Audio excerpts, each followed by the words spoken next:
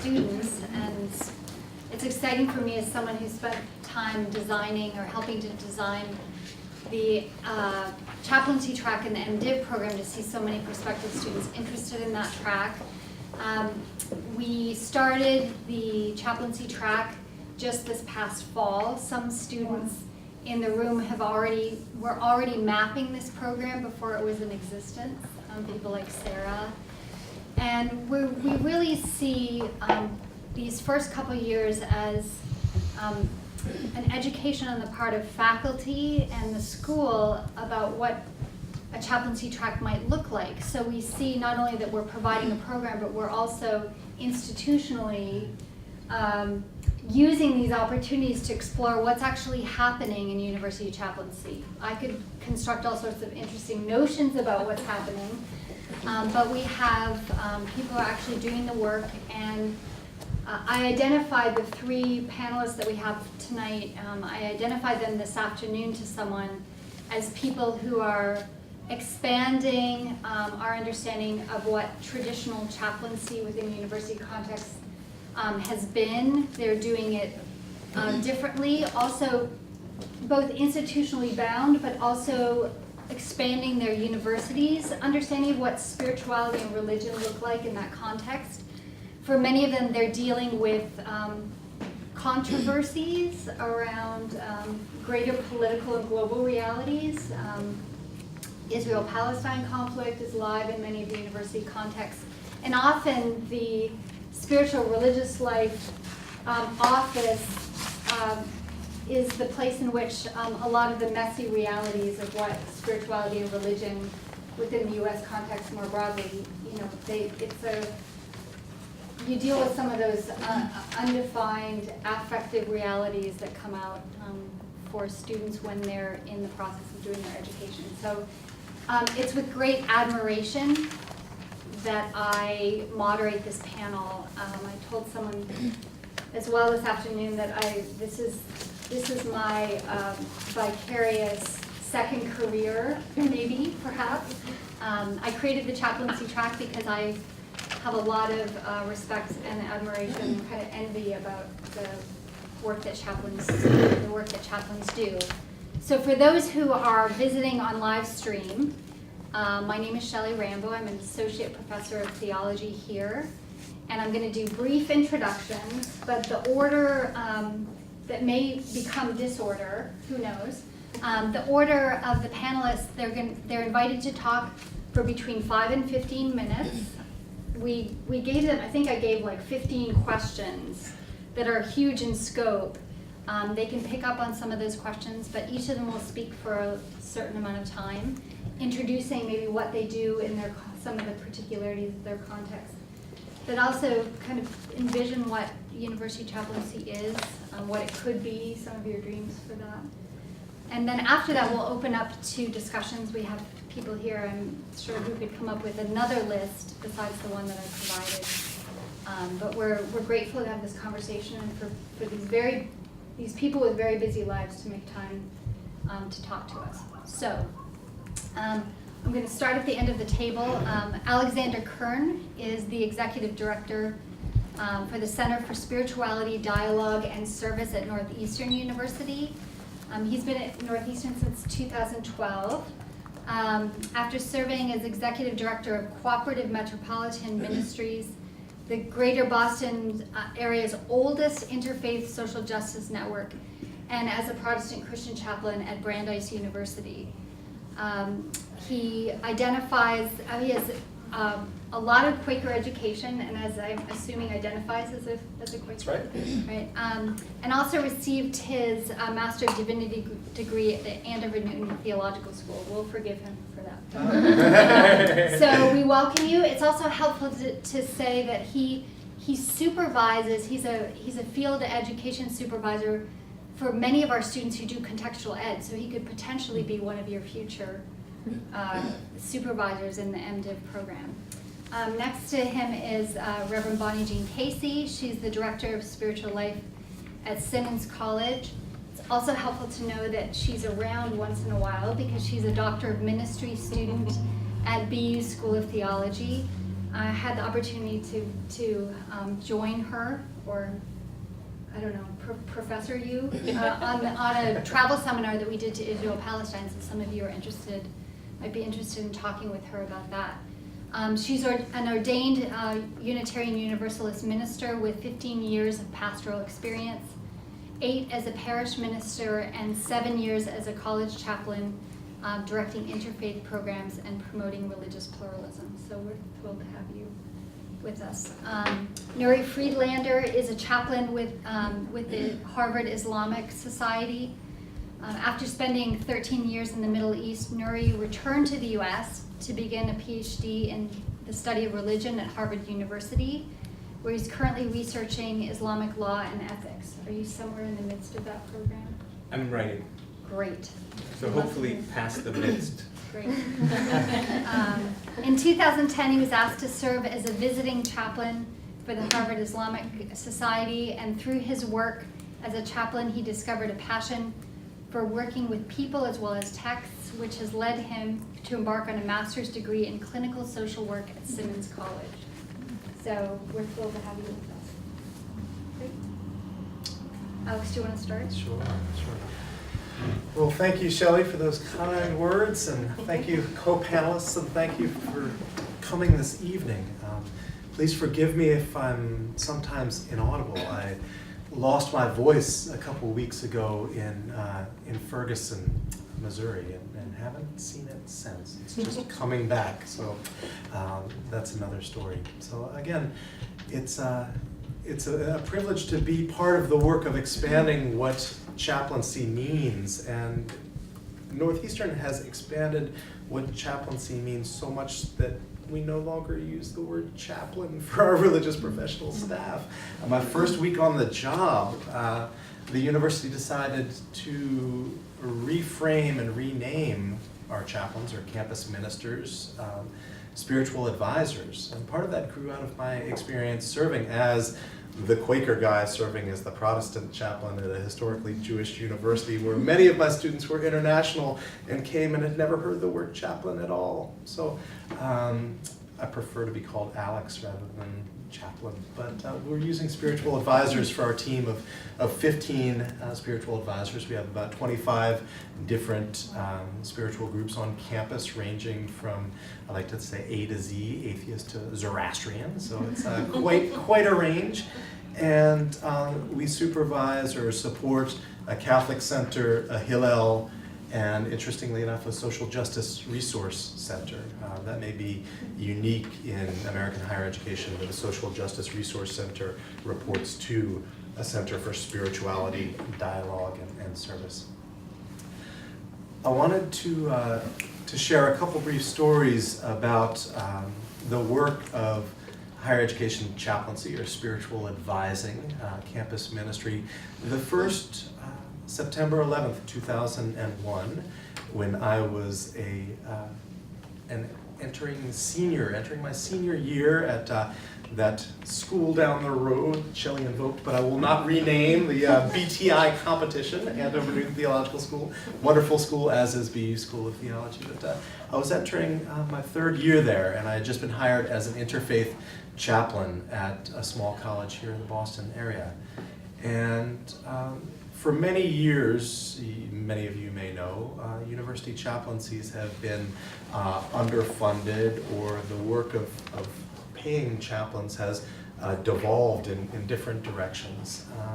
And that was true at this small college. It was supported by a small Episcopal church that felt the need for an interfaith presence on this campus. No one paid it much mind. I was the second person to serve in the role until that day. At which point, here in Boston, the site from which much of September 11th developed, there was an immediate recognition of the importance of faith and the immediate recognition of the importance of interfaith understanding.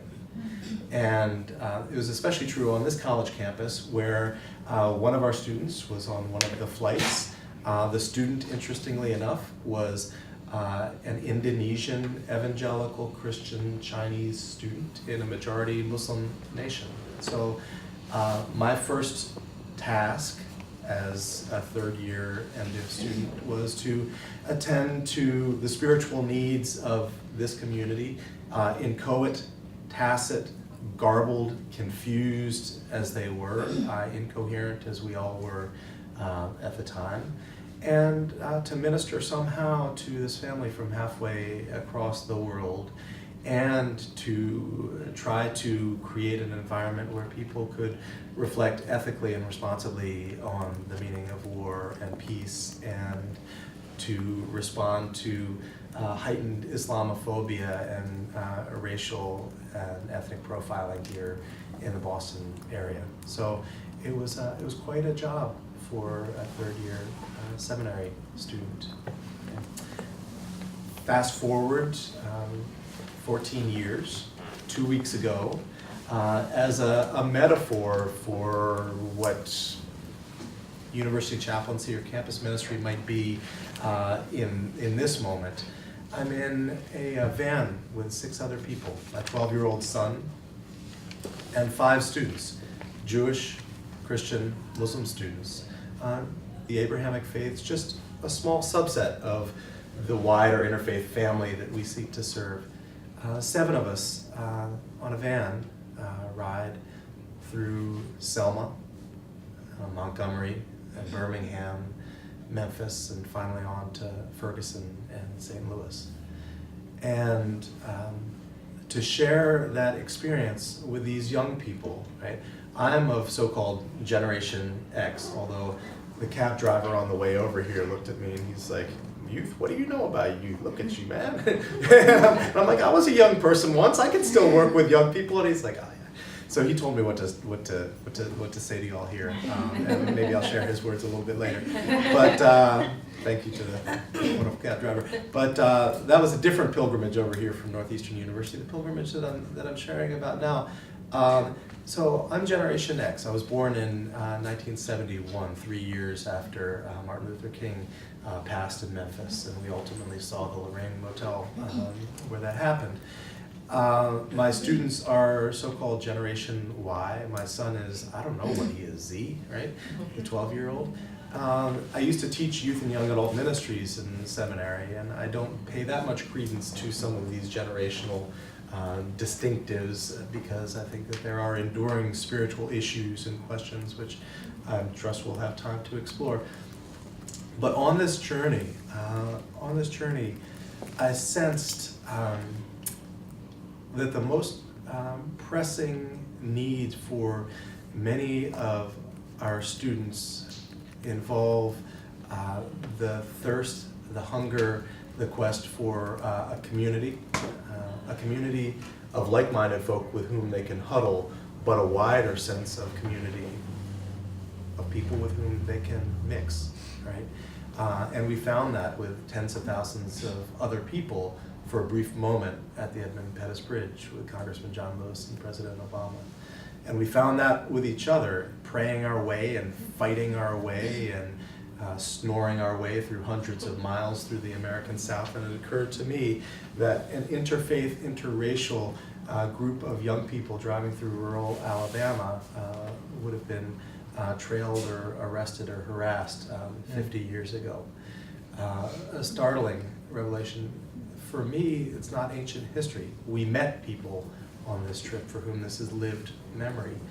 And so our young people connecting not only with this wider sense of community, but with the ancestors, with stories of their faith, with stories of interfaith social movements that have inspired change in this country, to connect with spiritual practices like prayer. You know, at each moment of this journey, at the Brown Chapel, we paused and prayed. At Montgomery, at the spot where Rosa Parks hopped on the bus and then refused to yield her seat, which was also the site of a slave market. We prayed prayers of apology, prayers of reconciliation, prayers of repentance, prayers of healing. At the site of Mike Brown's death when we ultimately reached Ferguson the day after the shots were fired at the police officers 2 weeks ago, and the Department of Justice report was the odious racism existing in Ferguson around this country was unearthed. We prayed at Mike Brown's final resting place, and to hear the words of the Mourner's Kaddish from our Jewish students, to hear prayers in Arabic from our Muslim student, to hear fervent evangelical Christian prayers from an African American Baptist student on our trip, to hear my little son offer up a Quaker moment of silence by candlelight with the teddy bears and the cards and the We Love Mike signs, all about. It occurred to me that these are the kinds of experiences that we need to be offering our students in campus ministry. Pilgrimage experiences outside the walls of church or synagogue or temple, masjid. These experiences of radically encountering our shared history, radically engaging their own identities, practicing spiritual practices that will sustain them for long-term lives of leadership and vocation. So with that, I'll pause. There's much more that I can, and I promise I will say if given the time, but pass it along to my friend, Father Gene. Thank you so much. And I'll join you in opening with words of gratitude. Thank you, Ashley and Shelly, and all you guys. I know how busy your lives are and how stressed out you can be, and to fit us in before dinner is great. So thank you for being here, because I love chaplaincy. I have been so lucky to really have loved every job in the ministry, and it's like any vocation, it needs good people in it. It always needs good people. So we're delighted that you're in your discernment process even considering chaplaincy, specifically university chaplaincy. University chaplaincy is a hybrid vocation. It involves hospital chaplaincy. It involves religious education. And it certainly involves pastoral care, and as well as a lot of administrative arts. So your arts and ministry package really are well applied and very much needed in the chaplain's role. Something that Alex said that reminded me of why I got into chaplaincy actually was also September 11th. I was serving a congregation in Philadelphia. On that Tuesday morning, I was driving on the Pennsylvania Turnpike when that rogue plane was missing. I did not have a cell phone at that point, so that tells you something about advancement in technology.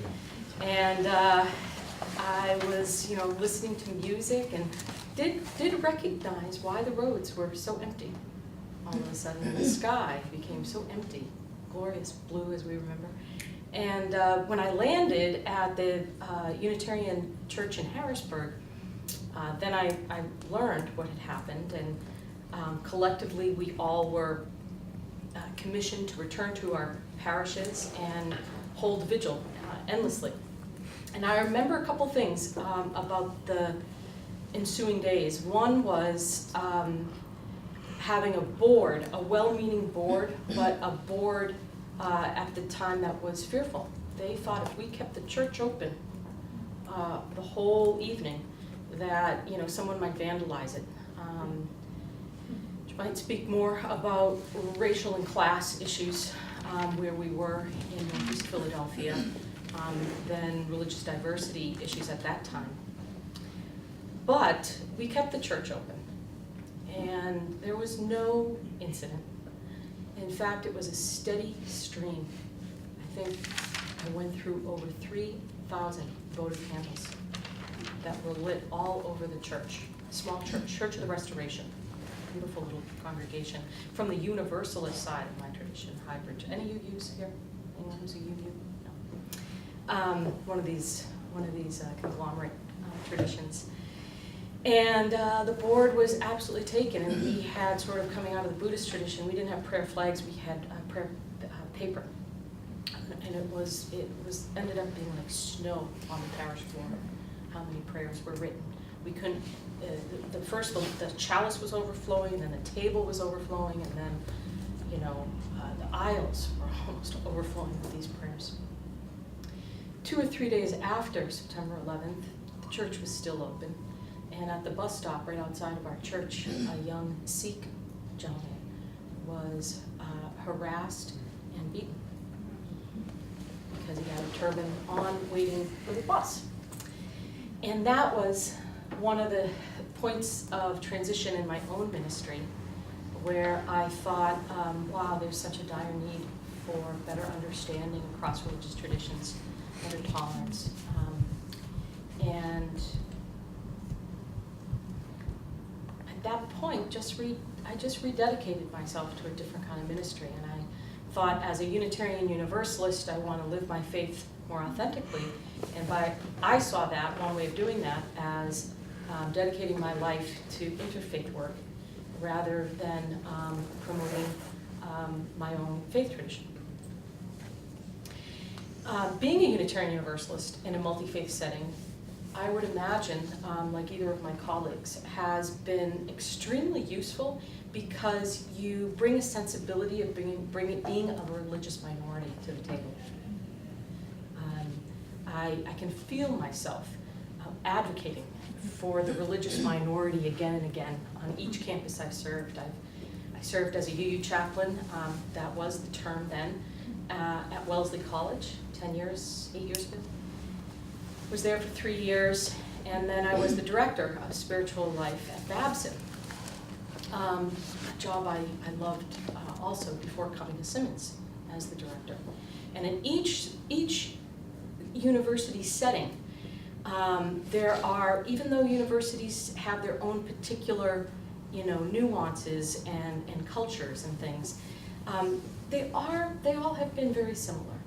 They're all the same sorts of things go on. It's interesting too, just on the aging process that you alluded to. This year for September 11th, is it Baylor College? Baylor College comes up with like their top 10 or 20 things that the incoming freshmen, are characterize the incoming freshmen in this past year. So what would that be? The class of 2018? Is that where we are? 2018. Get this, these are 2 statistics I think I have pretty much right. One is that they were 3 when September 11th happened.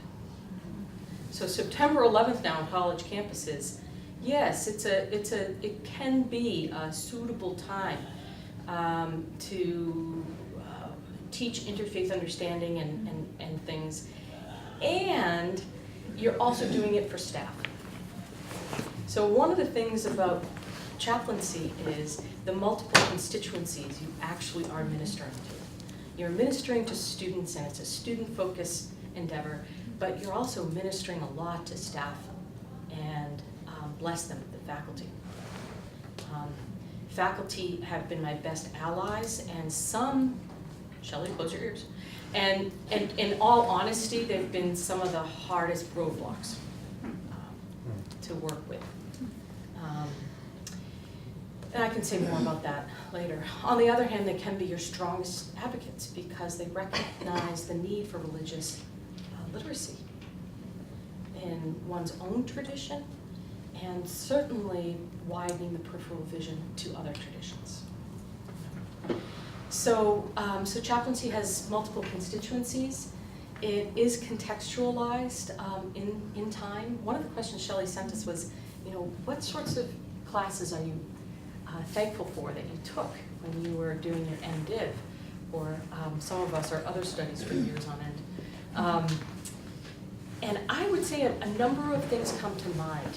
I graduated from another BTI, I think, college across the river, and we had, any sort of human development work is incredibly apropos for chaplaincy. I would also say studies outside of your tradition, as well as inside. So, you know, to take New Testament studies with Bernadette Bruton at the time, who's now at Brandeis, is incredibly important. Things where you know your stuff, because students will ask for you. They want to know.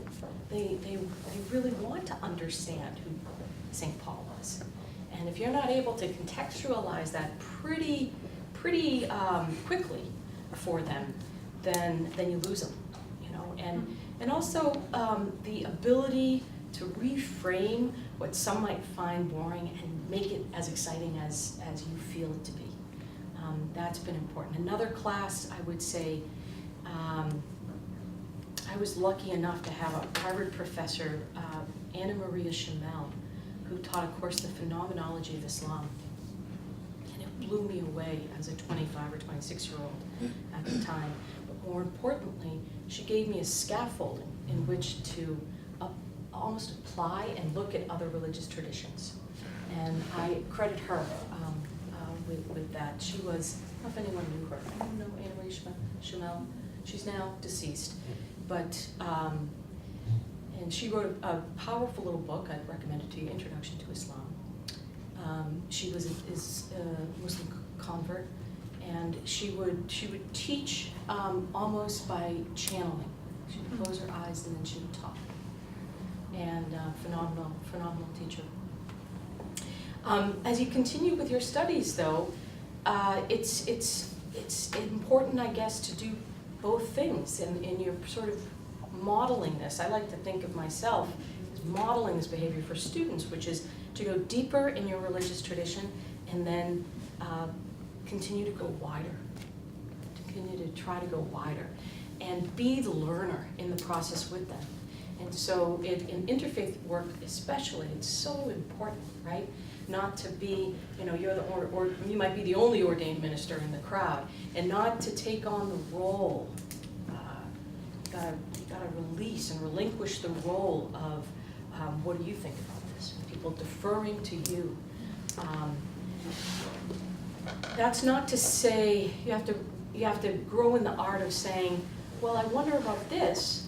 What do you wonder about?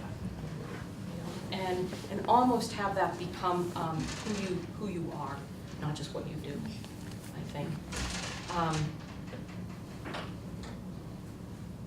You know, chaplaincy, I do feel as though chaplaincy has changed in the 10 years I've been in it.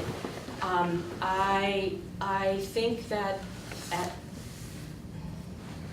think a couple of different things. One thing I think is that chaplaincy is more needed now. We like to say, you know, there's one way people think about interfaith work as being the Muslim, the Jew, and the Christian around the table. Maybe someone in the Buddhist tradition, maybe someone in the Hindu traditions, maybe, you know, and you almost need them present. But I'm a believer that any conversation with another human being is actually interfaith work. And the more we can encourage our Jewish students to take that on, that you might not really fully know how your Jewish friend sees this piece of Torah, has been trained to honor the Sabbath. You might not know. And that usually is a freeing instruction for people to worry less about quotas. You know, Simmons is a magnificent institution. It's an undergraduate women's college. It has 5 graduate schools, including a School of Library Science, which are few and far between. And one of its points of history, this is one of your roles, you become, as you do in parish ministry too, you become a historian very quickly. You don't want to get muddled, stuck there. But for example, Simmons never had quotas for Jewish students. Huge point of pride, huge point of pride. 13% of the Simmons undergraduate population was Jewish until 20 years ago. You know. I don't know about BU, but I know my alma mater, Harvard, had quotas for Jewish students up until I think the 1970s.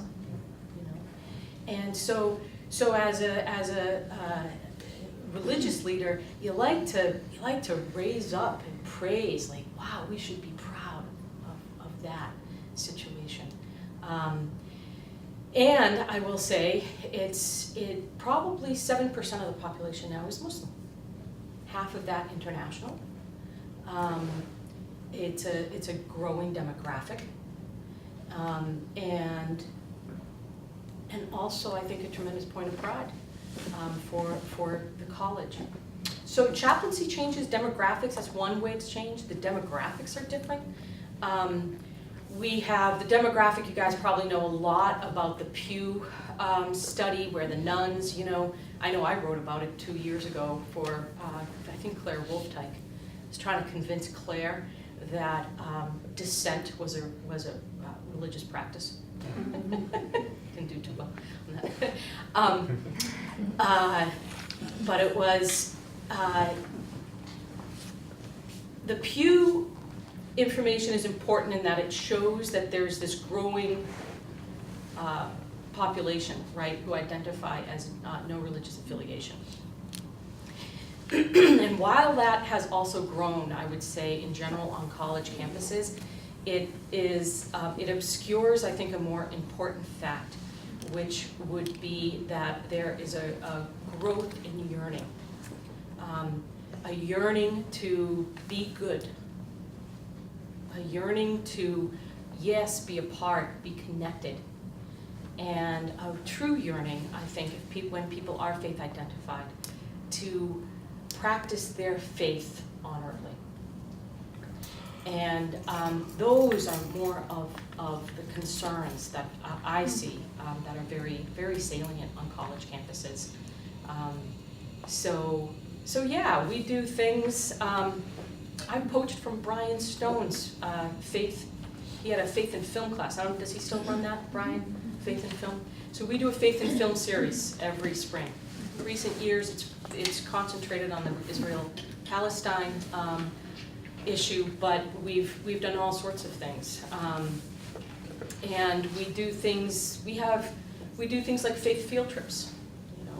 We do where we invite students. So what we try to do as an organizer is, you're nurturing the different student organizations, but then you always have to be generating ideas and things that anybody can climb aboard for, So you just gotta keep the bus circulating and keep the door open to the bus, because otherwise those nuns, those non-identified folks, they think it's not for them.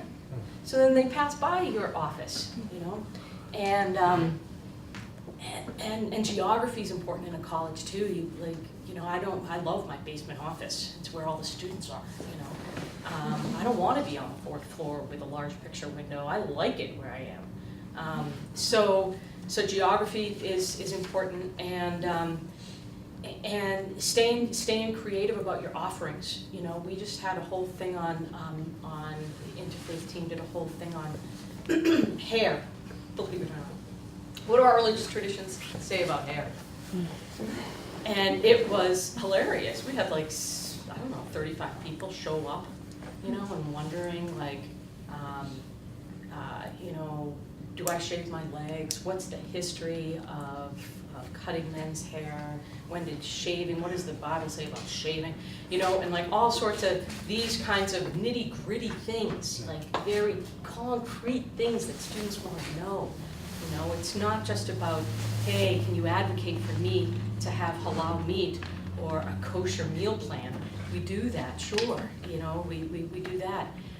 But it's also, how do I honor the Sabbath? How do I, so there's a concreteness, which I see as really promising. There's another way to look at that, which is sort of that, it's atomizing of religious practice, but I see it as a real willingness to put your behavior, correlate your behavior to your belief. And so I see that as students wanting to live in integrity.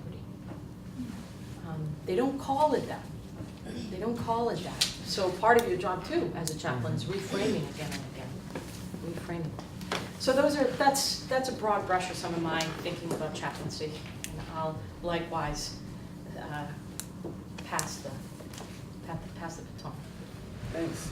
Yeah, thank you so much for inviting me here today, and thank you both. This is really, I'm learning a lot from sitting here. I've been taking some notes too, so I'm really glad you all get to hear this.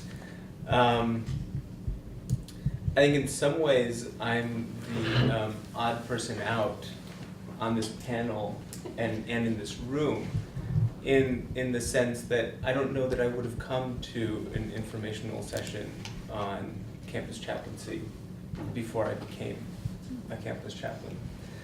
I took a kind of circuitous, non-traditional route into chaplaincy work. And I'll give you a brief kind of taste of what that was like for me. So I ended up at Harvard doing a PhD in religion, not in the divinity school, but in the Faculty of Arts and Sciences, doing a PhD in Islamic studies. And before that, I had lived overseas for a number of years, and I had studied Islam in a kind of traditional manner in both Egypt and in Syria. So had a kind of foundation in what some might understand as a seminary training without the kind of pastoral care aspect of that. Because like maybe the Jewish tradition, the Islamic tradition is a very kind of scholarly, we read a lot of old books and get into questions of law and theology. And there aren't that many people as human beings. They're just sort of people as, characters in a legal debate. So I arrived at Harvard, and at the time, I think one of the other ways that I'm an odd person out in this panel is, whereas the two of you have sort of official positions in a university context, I'm a volunteer. And some of that is because not all universities handle chaplaincy the same way. So Harvard University, for example, doesn't employ any chaplains. So anyone who's, aside from the university chaplain and the minister of Memorial Church, anyone who is a chaplain at Harvard University is either there as a volunteer or is supported by their own community, be that Hillel, be that the Catholic Church, be that any number of communities. So I was at Harvard doing my PhD, minding my own business, and there was another advanced PhD student who had also been an undergrad at Harvard who had been volunteering as the chaplain for the last 10 years or so. And unfortunately his father became ill, and he decided to move with his family back home to be able to take care of his father. And he asked me if I would step into this role while he was away because of the kind of training that I had had in Islamic sciences. And without thinking, I told him, absolutely not. That's the last thing I want to do. That sounds like a lot of responsibility, and I'm not ready for that. He said, think about it. And I thought about it, and it coincided with kind of doing some of my own kind of personal growth work. I'd been in therapy myself for the first time, and realized that what was holding me back was just fear of responsibility and not wanting to take on roles of leadership, because I knew if I did, I would mess it up. And who wants to do that?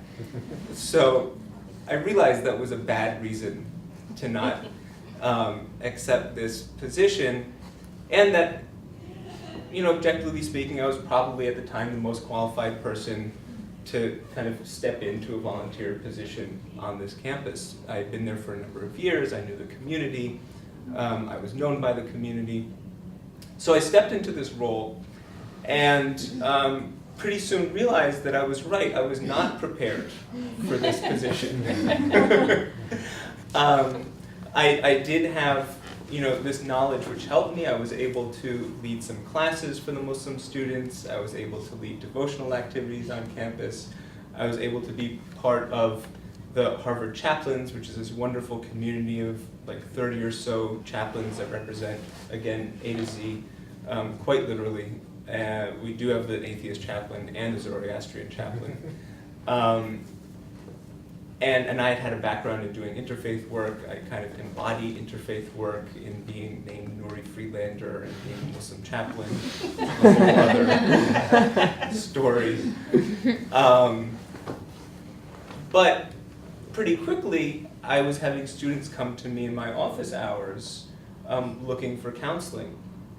And I was having students coming in who were married, who were having challenges in their marriage, who were graduate students. I was having students come in who had lost a parent recently.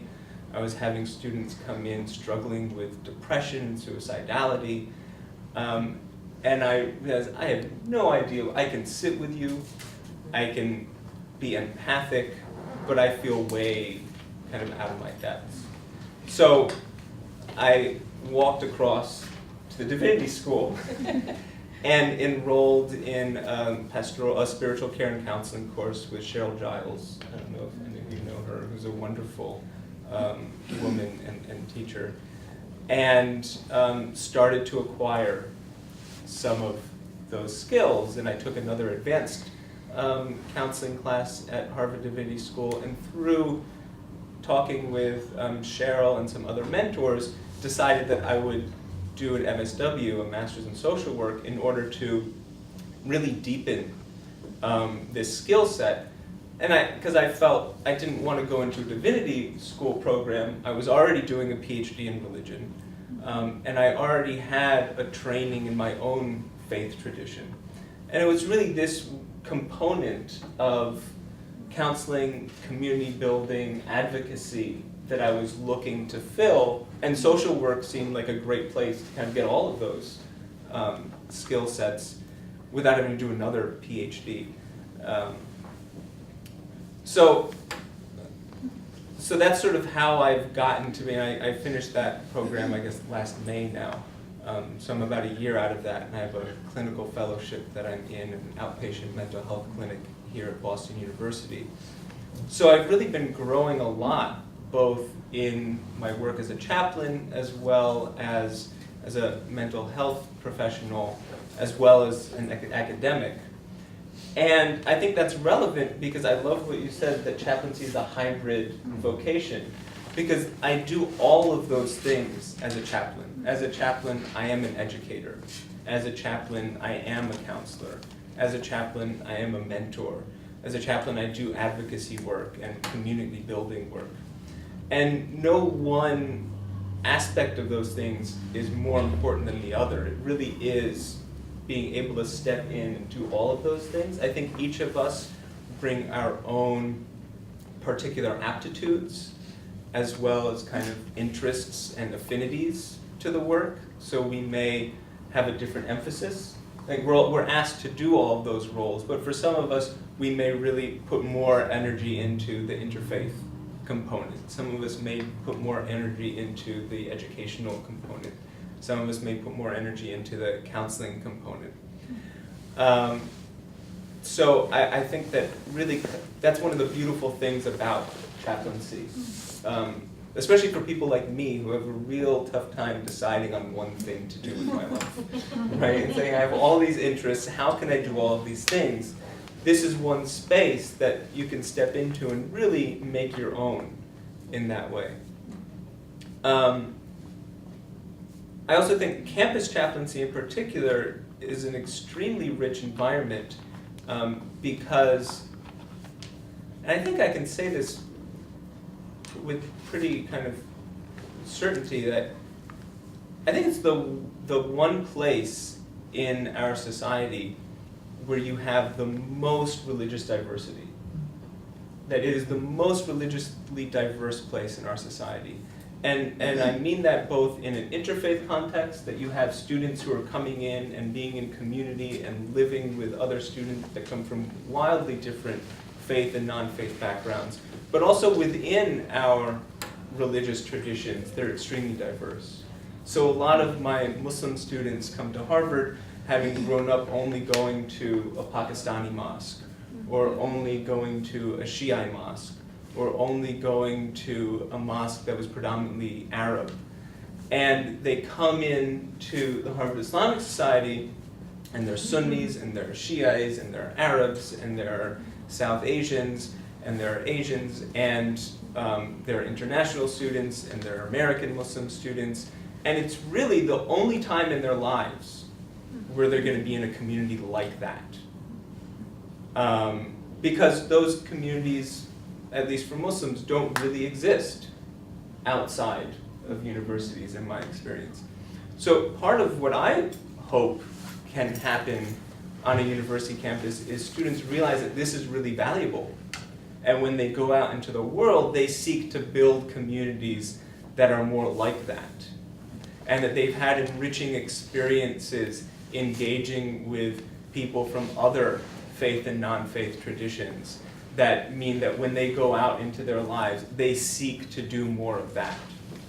So I really see it as it's sort of like this bottleneck where like they come from this diverse, multiple, like, you know, siloed off situations. They come in and they're forced, not by choice, right? Like they didn't choose. So that's also what makes it challenging for us, is they don't always want to be there in that way. So we also have this role of mediating whatever tensions may arise. And then they're going to go back out into the world, and the hope is just that that trajectory is a little bit more, you know, together than kind of a shotgun scatter of going in every which direction. Like one thing I wanted to touch on, because this is one of the unique experiences that I think I bring here, is the difference in the experience of doing kind of like mental health work or psychotherapy and chaplaincy work. Because I think a lot of people who are drawn to chaplaincy may also be drawn to psychology or psychotherapy, because it kind of pulls on the same kind of thing in us. We can figure out what that thing is at another time. I think one of the biggest differences is around boundaries. And so that in the role of a psychotherapist, one holds a very different set of boundaries than in a role as chaplain. In a role as psychotherapist, I see somebody once a week for an hour. They usually don't know anything about me. They don't engage with me outside of that 50-minute window a week. And as a chaplain, I am in community with the students that I'm working with. The same students that are coming to me to get advice on how to manage their relationships with the Jewish community after the war in Gaza over the summer are the same students who are coming to me to be supported after someone just broke their heart, are the same students who are babysitting my daughter after Friday prayers. And that is a really special kind of relationship to be in. And it can be like a family, because these are students who, a lot of them, are away from their families for the first time in their lives. They are looking for that kind of connection. They are looking for that kind of community. And it's not that this is better or the other role is better. They're just very different, and each one allows for very different kinds of opportunities of working with students. I think chaplaincy is broader in the scope of what it does, and psychotherapy in a lot of ways can be much deeper in the kinds of change that one can affect in another person's life. So I think I can kind of leave it there. I know we have lots of questions. Maybe you have some questions. I'm not going to ask any more questions, so because I've asked a bunch. So I'm wondering if there's something amongst the panelists that you heard that you want to underscore from, and then we'll open it up to start thinking. Have a question in the pocket up there. So is there anything that you want to comment to each other about? Just echoing that the university campus is a unique environment, and at Northeastern we talk about it not as a microcosm of the world, but hopefully a model for the world. So you really do have this profoundly wild and unpredictable and purposeful and rare and rich democratic experiment happening. And it's a blessing and privilege to accompany students in and through that. And also to echo what's been said about ministry in general, I think, or religious leadership in general, is in some sense a Jack or Jill of all trades professions, drawing on a variety of skill sets. I remember once having a dream as I was graduating from seminary, and into the dream came these various figures. One was a poet, and one was this mystical spiritual leader, and another was an activist scholar, and I was trying to decide which way to go, and then it occurred to me, well, each one of those is a dimension of the work, and it's possible to live coherently, again, drawing, maybe leaning in one direction, tacking in another direction at different points. So it's not a profession in which anyone gets rich, that's for sure. And it is one in which one often has to be bivocational or entrepreneurial. So that there are not that many full-time university chaplain positions available in universities, at least in the North.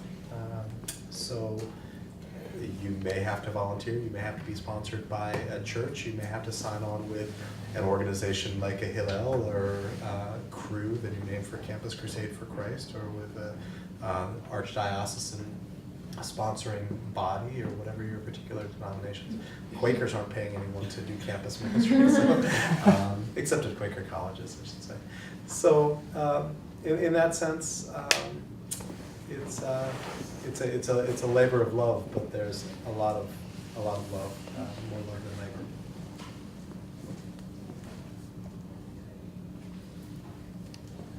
Question? I have a question. I was wondering about your experience with individuals, and maybe as with Boston as a whole, to the marathon bombings, and how that may have affected your work and the people that you saw, and your response to that. Because there was a lot of anger mixed with that, and even now you're feeling some of the repercussions because of the trial. And my understanding is that there are a lot of strong feelings,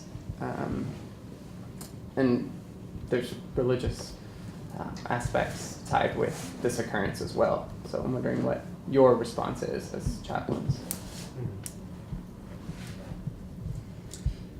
Well, I know that the marathon bombing site is very close to each of our universities. I know that many of our students were at the finish line volunteering, sharing cups of water with people, or in our physical therapy programs or health sciences programs, offering massage to runners as they arrived. So it struck me very deeply.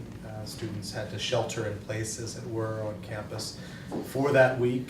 I know that our Muslim students, meeting very closely with them as director of an office that oversees all of the religious and spiritual groups, felt once again as though their religion had been hijacked, and they were being scrutinized and in some sense profiled in ways that were painful.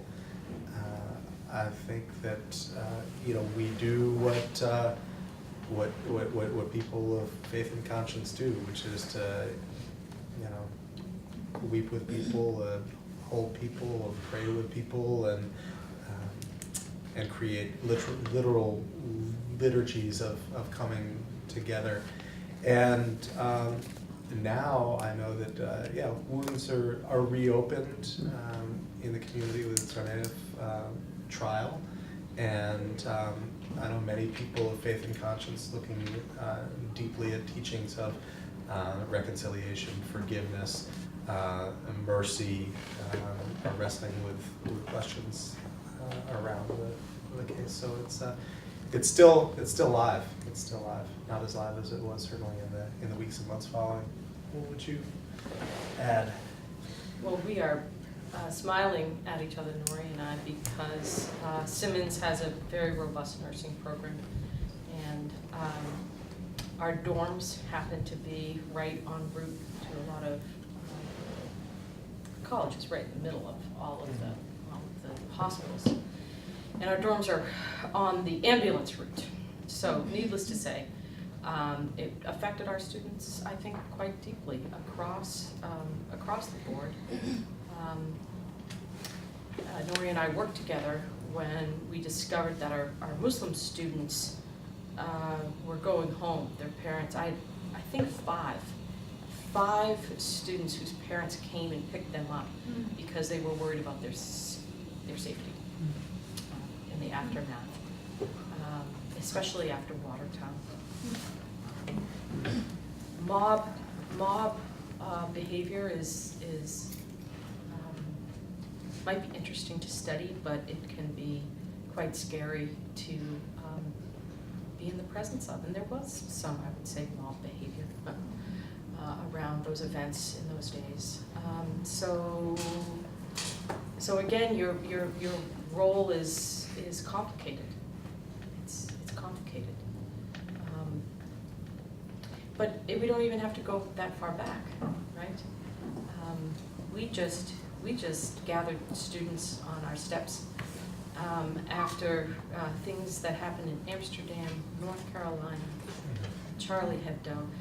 We called the event "Hate in the Headlines," and so part of the university incubator setting, right, is sure vocational and scholarship development, but especially college, the traditional age college student, you're working with people at a particular window of human development. And then the college setting is quite porous to current events. The administration doesn't like it to be always, okay? But students are online reading current events, whether it's a snowstorm or a shooting, so they're very connected, and they should be.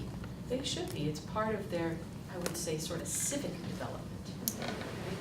And so the university on a whole struggles. Not so, this is a very general statement, but universities can struggle with how best to respond to current events. And how do you really, as a university, bring a learning element to it and not just a reactionary? How do you help people respond?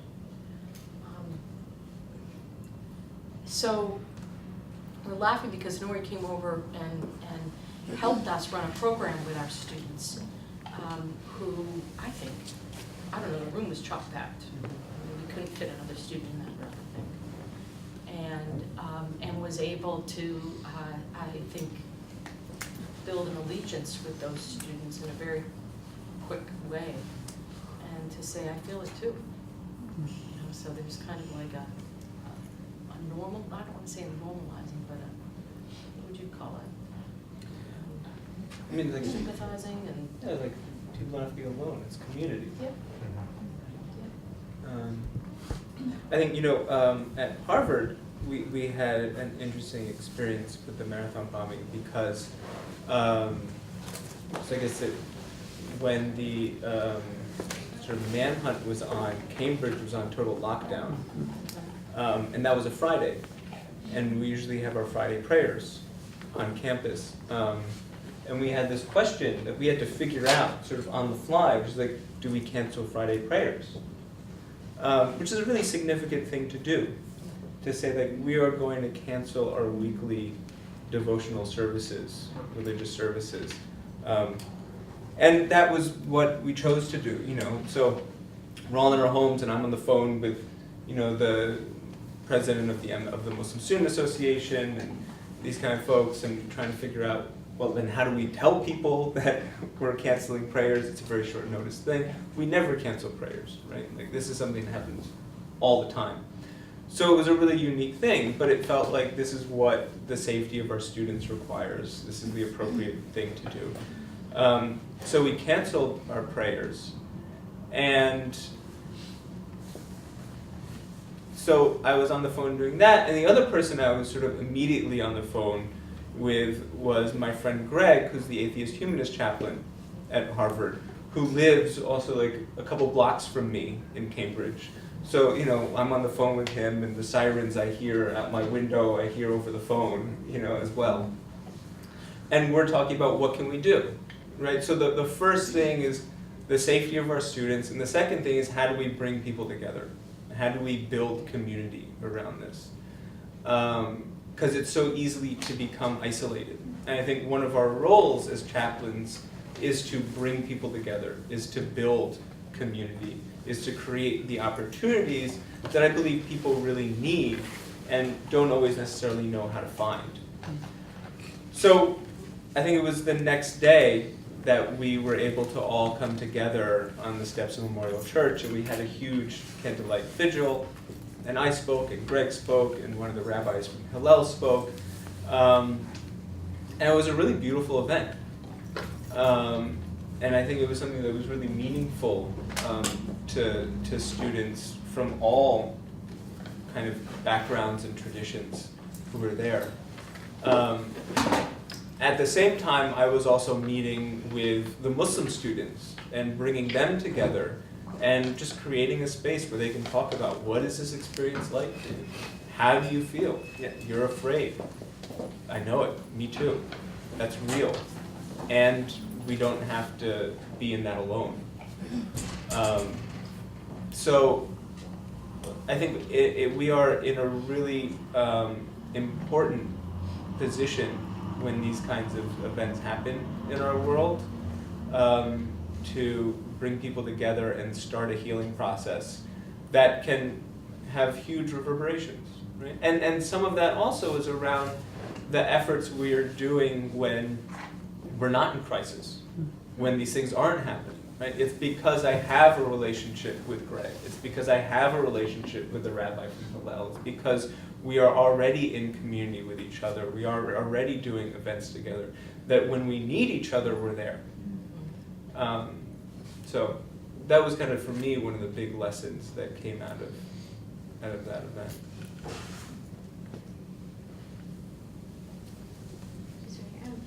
So I'm hearing a lot of things that really resonate with me, coming from an experience of preparing for military chaplaincy. And so some of the questions coming up for me are, out of that experience, how much and how do you advocate for your profession? And how are you supporting each other, other chaplains? Because I know it's not like chaplains stop being people who also need care once they become providers. What tradition? Christian Science. And I say that because in the military we often have to advocate for chaplaincy as we're doing it. There, like anything, there's formal and informal networks across chaplaincy.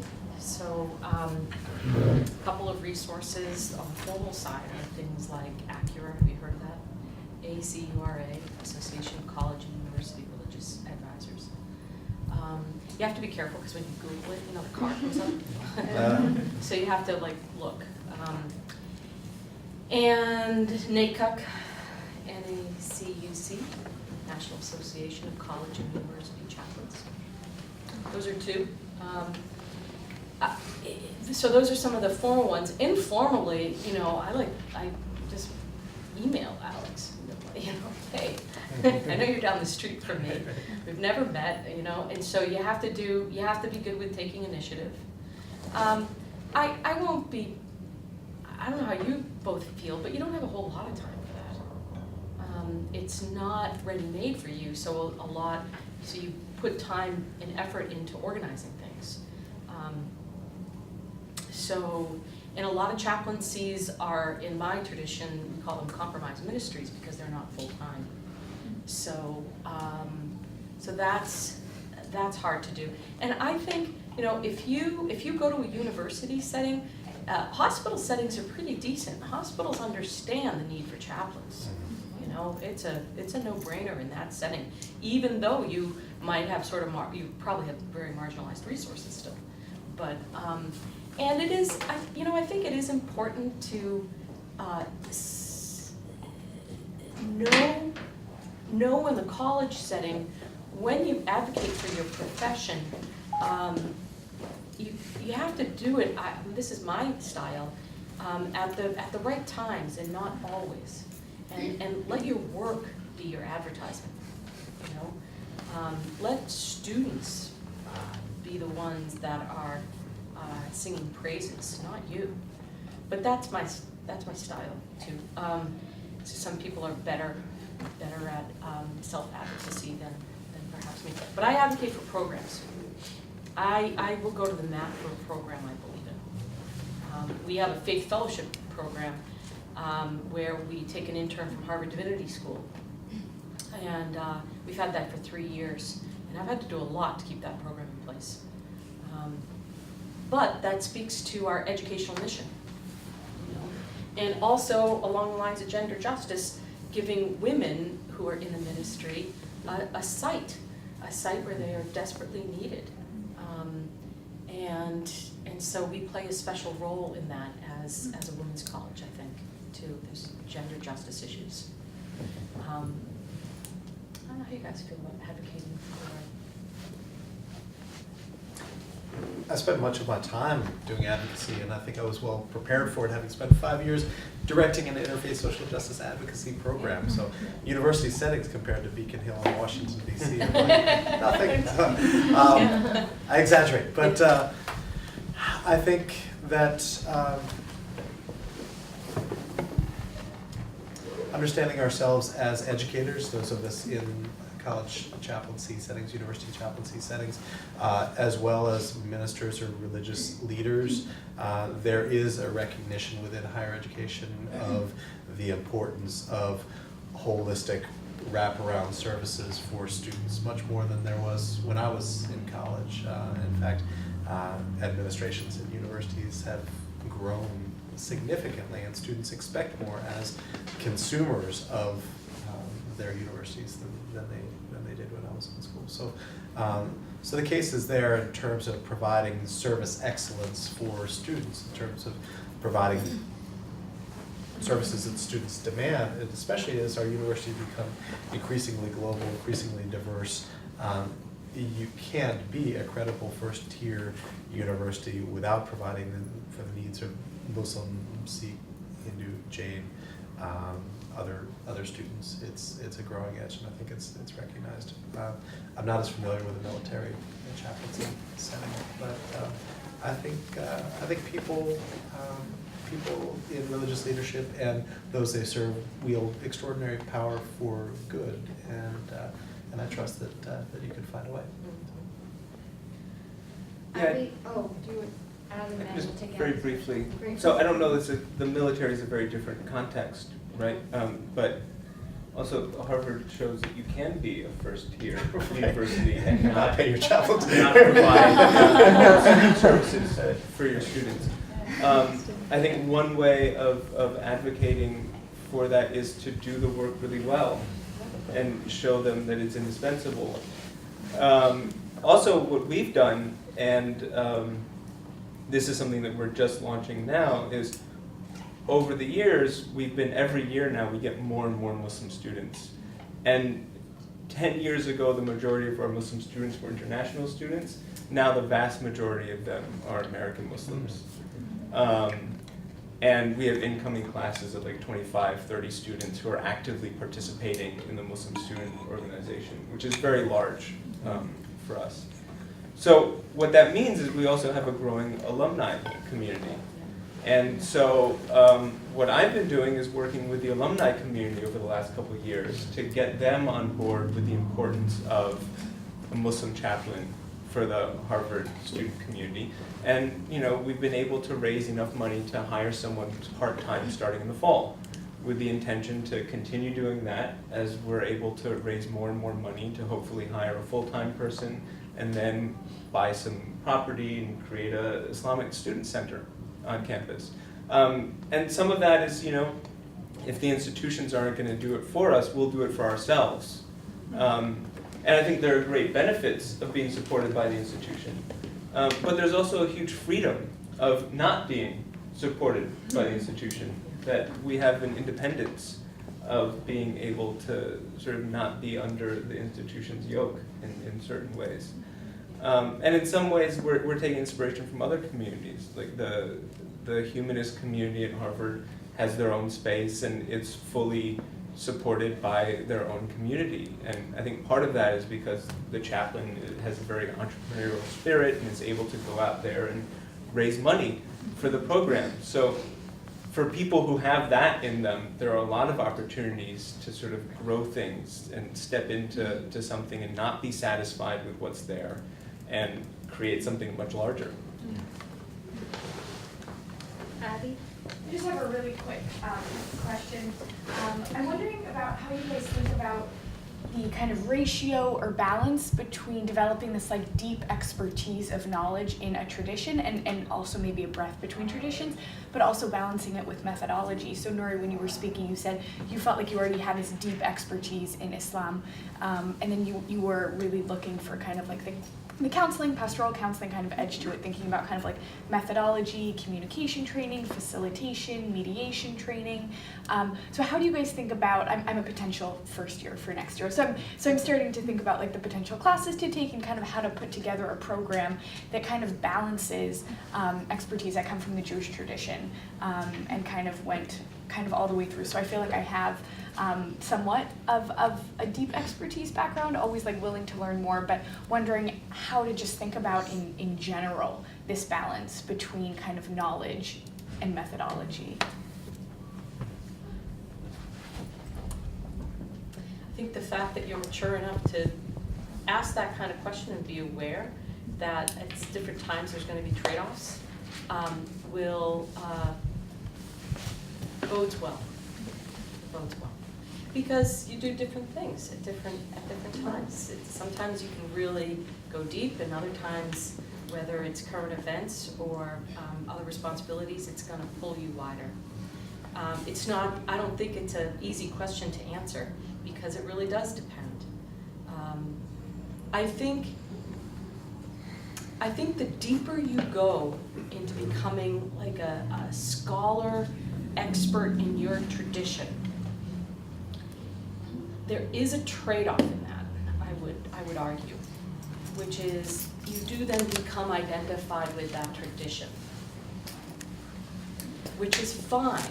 Like, I want to be identified as a Unitarian Universalist, but for example, I don't have a UU ministry on my campus. You know, I want to have a UU ministry, but it wouldn't be me.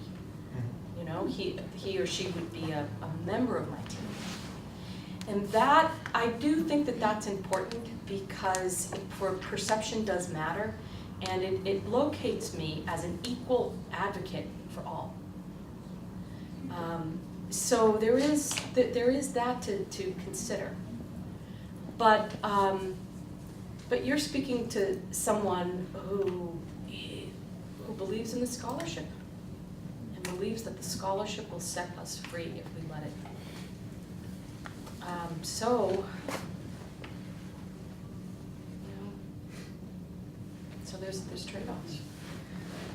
Yeah, I think there's no one-size-fits-all answer to that. It's really going to depend on the individual and the community that they're in, and sort of assessing what are your needs as far as your development is concerned, and then what are the needs of the community. If my community doesn't care about the knowledge piece, and I put all my eggs in that basket and I don't do the pastoral training, I'm not going to be set up to serve the community well. I do think an important piece is that like your training doesn't end. Yeah. And I would caution against thinking that you're going to get your whole education in an MDiv program. You're going to get the beginning of your education in an MDiv program. You're going to get a really great foundation and a launching point to spend the rest of your life growing into this role. So I would always be looking for opportunities outside of the divinity school, and look at the program that you're in and say, what are the really strong points of this program? What is the thing that I can get here that I won't be able to get somewhere else? So if we're talking about BU, Steve Sandage. Yes. Right? So like Steve Sandage is a thing that you will get at BU that you won't get anywhere else. So everyone takes He Steve teaches Sandage's human class. development. Oh. Right? Yeah. Um, And family therapy. So know where you are and what you can get from there. And then if there are things that you want to go into, like deeper Torah study, find someone that you can sit down and really go through the texts over the next 20 years on the side of what you're doing. Right? And the learning never stops. And the more you develop and grow, the more you'll be able to offer your communities. And the more you're in the community, the more you'll understand what you need to learn. I think there are some, one of the questions that was posed to us, and it bears a bit on what you're saying, is, what courses would we advise people to take? And an MDiv program is a huge commitment of time, resources. At the end of 3 years and 90 credits, I felt as though I was just scratching the surface of any of these texts and any of these traditions. And my appetite was whetted for much more, and thank God that has come to be, that there are many opportunities for lifelong learning. But I think increasingly, as at least at Northeastern, as we are couched in the area of student affairs, and yet we are expected to teach often or invited to teach often in academic classes. I think some coursework, not only in human development, developmental psychology, what have you, but also in higher education administration. I've received hundreds of applications for positions that I've hired for, and if people had a dual degree, a Master of Divinity, Master of Education in higher education, or a certificate in higher education administration alongside, because a university is it's an incredibly complex organism to navigate, and I think coursework in that area would be helpful. I also think coursework in religion in America and world religions increasingly important. The growing field of interfaith studies or interreligious studies important, and community organizing. Community organizing as a skill set to develop. There's a great class at BC. Dennis Shirley, I'll put a plug in for Dennis Shirley, teaches the history of education. And it's an incredible class. He's a wonderful teacher as well. And it does span the educational, it's contextual to the United States. But you learn a whole lot just about justice and economic issues with our educational system without getting too muddled in one school system or another. You just get the big overview. Dennis Shirley. And you can tell him Bonnie Jeet said. And if I may add one thing, there's no substitute for experiential, contextual education. So to maximize opportunities for field education, contextual education, and study seminars abroad, service learning experiences. What I've learned in the city of Boston and traveling on every continent but Antarctica. I think that's the only one I've missed thus far. That experience is invaluable. There's this thing. It's called CIRP. You guys familiar with CIRP? It's called the Cooperative Institute. What does it stand for? It's a questionnaire that first-year students across the United States take. I think it's something like 680 institutions. Most of the college area, all of our institutions are part of CIRP. It's one of the largest longitudinal studies out there. It dates back to, I think, 1966, something like that.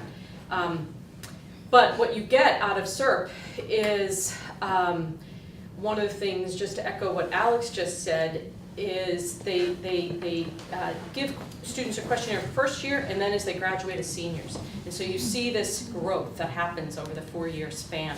And one of it is, what do you think about other cultures? And the sort of cultural literacy questions that you can cull from CIRP. And the top 2 contenders are study abroad, broadens people's cultural empathy and understanding, and service projects, service learning.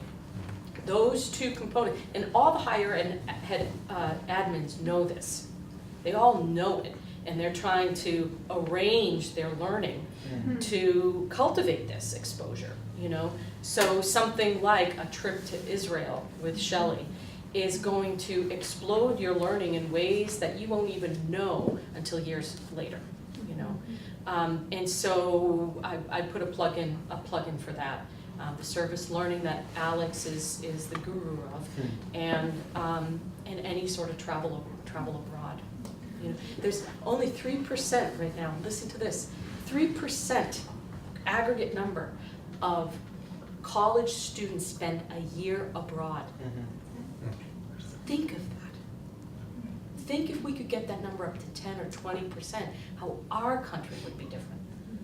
So there's a lot of reason to pull that number up. I think the other piece I would add is have mentors, and have spiritual mentors, because you're going to go into a role of mentoring others. So it's really important to have that experience yourself. And you know, there's a saying in Islamic tradition where we say that knowledge resides in the hearts of people, not in the lines of books. And we can study all the book knowledge we want, but real education comes from our interactions with people of knowledge. This is my own opinion. Real spiritual growth comes through our keeping company with those who are on a spiritual path of growth. And so if we aspire to be that for others, we need to have that in our own lives as well. So we're going to end on that Yeah. note. That's a wonderful note to end on. We want to thank our panelists for a rich